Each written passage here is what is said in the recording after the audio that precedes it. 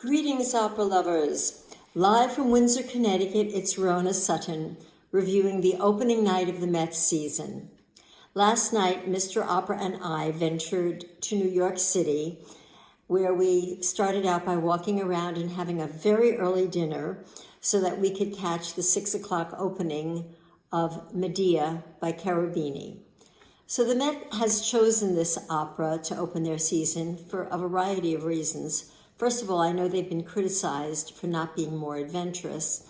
And so to open a season, they need something special. Last year it was Fire Shut Up in My Bones, which was a huge success. And for this year, they chose an opera that's fairly well known, but had never been done at the Met before. This opera is very closely associated with Maria Callas. I'm not an expert on this, but I believe there are 5 different recordings of her singing this lead role, and it's a role very closely associated with her. The Met put on a production, and I'm sure they did it around Sandra Radvanovsky, who was going to play Medea, and who did play Medea. She has everything that Medea requires: a very thrilling technique and voice, an excellent feel for drama, tremendous musicality, and she also has the personality to just bring everything together and make for a great dramatic evening.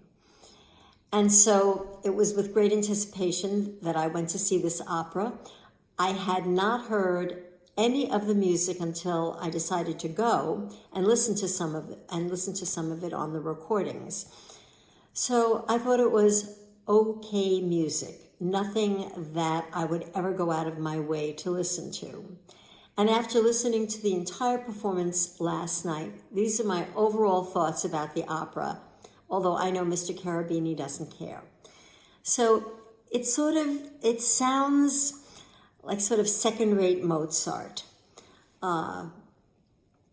It has a very correct classical music feel. In many ways, I thought it was an interesting comparison between this opera and Norma. The overture to this opera, which isn't famous at all, reminded me a little bit of the overture to Norma, which was written a long time after. Medea premiered in 1797, and I wrote down Norma premiered in 1831. So musically, it's sort of passable. During the evening, there was a lot of big singing, big arias, big confrontational moments. But in terms of real arias, there was one beautiful aria sung by the mezzo Ekaterina Gubanova, who plays Medea's sort of servant, Nereus. See, who knows who these people are? And speaking about all the singers, the singing was really excellent all around. Very often when I go to the Met, I'll hear some terrific singing, and then what are these other people doing in this opera as well? Another criticism I usually have at the Met is that while there might be a lot of really terrific singing, the singers don't all seem to come from the same school of vocal education, and they come with all sorts of styles and variety of production. So excluding Miss Radvanovsky, everybody else was really very, very well suited to each other. And Miss Radvanovsky, who was absolutely excellent, she stood a little bit apart because her voice is larger and more, it has a lot of punch to it, which 2 of the other leads I felt did not. So the first major singer who comes out is a lovely singer named Janai Brugger. I don't know if I'm pronouncing her name correctly. I heard her years ago singing in William Tell as Jemmy. I thought she was delightful. I think she has a very pretty voice. She uses it well. She sang the role very, very well. And I thought she added a good contrast to the style and the sound of the lead soprano, of course, Miss Radvanovsky. Playing the spurned husband lover of Medea was a favorite of mine and pretty much everybody's, Matthew Polenzani, who played what we usually call Jason. In Italian, it's something like Giassone. He brought his typical elegant style and beautiful vocalism to this role. This is not really a complaint, it's just an observation that when he sang with Miss Radvanovsky, there was a big difference between the way they produced their voices. Not that it was startlingly bad or anything like that, it was just an interesting contrast. The mezzo Ekaterina Gubanova was the only one I felt who really was able to match the intensity of Miss Radvanovsky, and she has a very beautiful voice. I've been a big fan of hers ever since I heard her on a live stream singing Brangena. I thought, oh my gosh, this woman can sing, and she can. She did a lot with a small role. Rounding out the cast were a couple of other singers. We had Michele Pertusi singing Creonte. He was excellent. He has a nice voice. He sang correctly, in style. He did his job and did it well. And then there was somebody else who had a small role.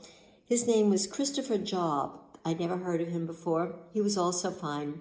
And then there were two young women who sang, The Handmaidens. They were Brittany Renee and Sarah Larson. I don't know which one was which. They were both very good. I preferred one over the other. It was the one who did not have the glasses, but I thought they were both good. And then there was something very sweet. Two little boys played the children of Medea. They're obviously brothers, or at least related, because their last name is the same. Axel Newville and Magnus Newville. At the end of the opera, they came out and took bows. The audience cheered them. It was so sweet. Now let's talk about the whole evening. First of all, I got there early so I could see everybody in their gowns and outfits.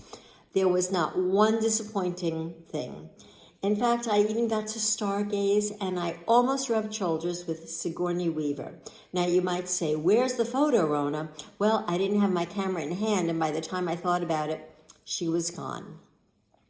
There were many fantastic looks. People really went all out to be beautiful and outrageous. Some of the men were truly outrageous. I saw a man with a tuxedo, but he cut off the arms and cropped the pants, but it was a regular tuxedo. Aside from that, there were many feathered boas for men and big masks on their faces. It was a lot of fun. I got dressed up too, but I did not wear a gown. I have nowhere else to go for a gown. When the evening started, someone came out to make an announcement. Of course, everybody thinks, oh my God, this is going to be the announcement where one of the singers is canceled. But she assured everyone that was not the case. Why didn't Mr. Gelb, the head of the Metropolitan Opera, come out, welcome everybody, say a few words, and then get off the stage? Is he afraid he's going to be booed? Well, who knows? But anyway, I thought that was a very big misstep by the Met, as there are many big missteps by the Met. If someone out there is watching who is part of the Met administration, listen to me. You guys are doing a lot of stuff wrong, and you could be doing it right, be doing it better, and being much more successful. Your PR campaign is horrible. I'm tired of getting those letters and those phone calls. Please, think of something new. Right, enough of my rant.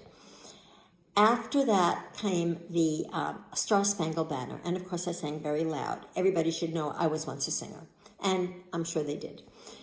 And then came the orchestra to play the overture. And in the first few bars, I thought, Yikes, what's this? I know, please don't throw tomatoes at the screen yet. The Met Orchestra just did not sound rehearsed enough.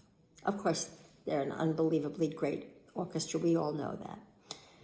After a while, they kind of settled down. I thought the conductor was very good, even though I don't know the opera at all. But I could tell he was trying to make rounded phrases and pointed phrases and keep up the rhythmic energy of a lot of the pieces. And also he held everything together very well. The singers and the orchestra were always together. Not always the case at operas. And so all in all, it was a great evening. At the end of the opera, Miss Radvanovsky came out and just received the applause she deserved. Humongous. She got a shower of confetti. Isn't that great? She so deserved it. Her singing was spot on. There's a lot of declamatory stuff, a lot of high notes, a lot of low notes. There's just a lot of notes. And she sang them all. And if she were to be paid by notes, she would have made a ton of money because there's a lot of notes for her. So I loved the evening. It was my first opening of the Met season. I don't think I'll ever do it again, but it was really worth it. Mr. Opera had a good time. Between the two of us, we only slept a little in Act 1. And I'm just going to tell you that when I closed my eyes because I couldn't take it anymore, I saw a tableau in front of me. And when I opened my eyes, it was the same thing. And I think the singers were in the same place. Oh, I forgot to mention the production. I liked it. It wasn't anything I'd like to write home about. I did not understand the fact that they were in contemporary dress and that this is a story about ancient Greece, but who cared? It had the use of a mirror. All I can tell you is it was very clever and it added a lot of interest. So thumbs up from me, and I think the Met has a big hit on their hands. I think my next foray into opera is going to be the spring for Lohengrin. I cannot wait. It used to be my favorite opera. Now it sort of is shared with Piquedame. Bye, everybody. Have a wonderful day.